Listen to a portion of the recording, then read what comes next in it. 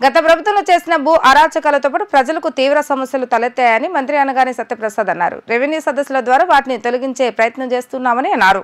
సమస్యలను ఒక్కొక్కటిగా పరిష్కరిస్తూ వస్తున్నామని చెప్పారు. పేదలకు చెందిన భూములు వివరాలు మార్చే ప్రయత్నం చేసిన అధికారులపై చర్యలు ఉంటాయని ఆయన స్పష్టం చేశారు. సచివాలయంలో నిర్వహించిన మీడియా సమావేశంలో మంత్రి అనగాని సత్యప్రసాద్ మీడియాతో మాట్లాడుతూ సింహాచలం పంచగ్రామాల భూముల సమస్యపై కేబినెట్లో నిర్ణయం తీసుకుని పరిష్కరిస్తామని తెలిపారు.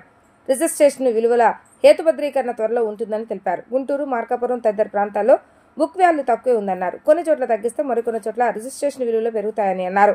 నాలా పన్ను కూడా రిజిస్ట్రేషన్ చేస్తున్నామని మంత్రి తెలిపారు. గ్రోత్ కారిడార్లో రిజిస్ట్రేషన్ విలువల పెంపుదల ఉంటుందని చెప్పారు. రాజధాని అమరావతి పరిధిలోని 29 గ్రామాల్లో రిజిస్ట్రేషన్ విలువలు పెంచకూడదని నిర్ణయించినట్లుగా వెల్లడించారు.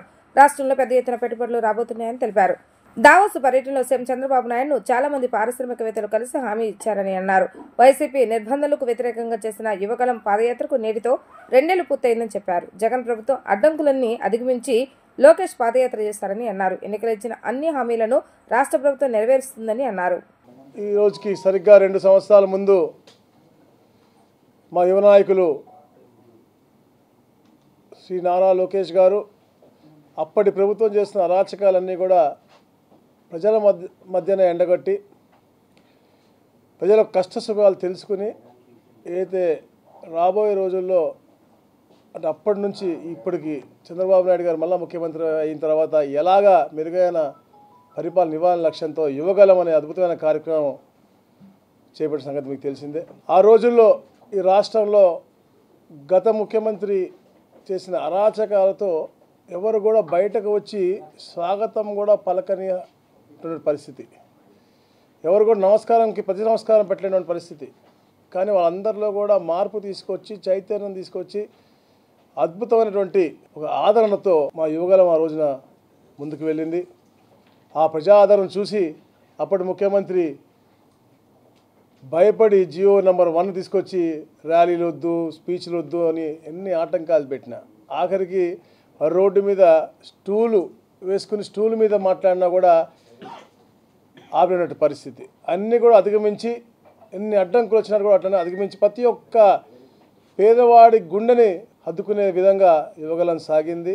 ఈ రోజున మరి ఆ యొక్క సుదీర్ఘమైనటువంటి యువగల పాదయాత్ర ఫలితంగా ఈరోజు ప్రభుత్వం రావటం, మరి అప్పుడు తెలుసుకున్నటువంటి అన్నీ కూడా ఈరోజు గౌరవ ముఖ్యమంత్రి గారితో అలాగే కూటమి నాయకులతో కూడా చర్చించి ఎప్పటికప్పుడు ఒక మంచి పేదవాడికి మెరుగైన జీవన పరిమాణాలు ఇవ్వాలి. అలాగే ఏదైతే వాళ్ళు అరాచకాలు చేశారో ముఖ్యంగా మనం చూస్తూ ఉన్నాం, రెవెన్యూలోనే మా డిపార్ట్మెంట్ చూస్తూ ఉన్నాం. మేము ఈ సదస్సులు చేసి మేము ఇప్పటికి 4 సార్లు ప్రజల్లోకి వెళ్ళాం. రీసర్వే విషయం కావచ్చు, లేదా భూ సమస్యలపైన సదస్సులు అవ్వచ్చు, మళ్ళీ పరిష్కారం కోసం కూడా మళ్ళీ వెళ్తాం. మళ్ళీ ఇప్పుడు సెకండ్ టైం రీసర్వే కోసం కూడా మళ్ళీ స్టార్ట్ చేసిన పరిస్థితి మీరు చూస్తూ ఉన్నారు. ఎన్నిసార్లు చేసినప్పటికీ కూడా వీరు చేసిన అరాచకాలు ఇప్పుడు కర్నూలు నుంచి కూడా కొందరు వచ్చారు. అంటే వాళ్ళ ఇష్టానుసారంగా అంటే ఎంఆర్ఓ అనే మనిషిని కంట్రోల్లో పెట్టుకుని, అంటే మా డిపార్ట్మెంట్ చెప్పడానికి నాకే బాధగా ఉంది, కానీ ఒక స్థాయిలో ఉన్నటువంటి అధికారి అంత ఈజీగా పొలిటికల్ ప్రెషర్లో ఇలా ఎలా మారుస్తాడు అనేది అర్థం కానిటువంటి పరిస్థితి కూడా మనకు కనపడతా ఉన్నాయి. ఇలాంటి మార్పులు అన్నీ కూడా ఏదైతే మాకు ఈ సదస్సుల ద్వారా లేకపోతే మాకు పీజీఆర్ఎస్ ద్వారా లేకపోతే డైరెక్ట్గా మా పోర్టల్లో వచ్చిన అన్నీ కూడా మేము పూర్తిగా స్టడీ చేస్తూ ఉన్నాం. తప్పకుండా ఏ అధికారి అయితే ఇట్లా అన్యాయంగా పేదవాడి భూమి మార్చాడో వాళ్ళందరిపైన కూడా యాక్షన్ కూడా తప్పకుండా తీసుకుంటాము. తప్పకుండా ఏదైతే రెవెన్యూ సమస్యలు ఉన్నాయో ఈ సదస్సుల ద్వారా అలాగే మళ్ళా ఏదైతే ప్రజల వద్ద ఎప్పుడు కూడా తెలుగుదేశం పార్టీ ఉంటుంది కాబట్టి, కూటమి ప్రభుత్వం ఉంటుంది కాబట్టి వాళ్ళ ద్వారా వచ్చినటువంటి ప్రతి సమస్య కూడా పరిష్కరించి వాళ్ళకి భూ హక్కులు కల్పించే విధంగా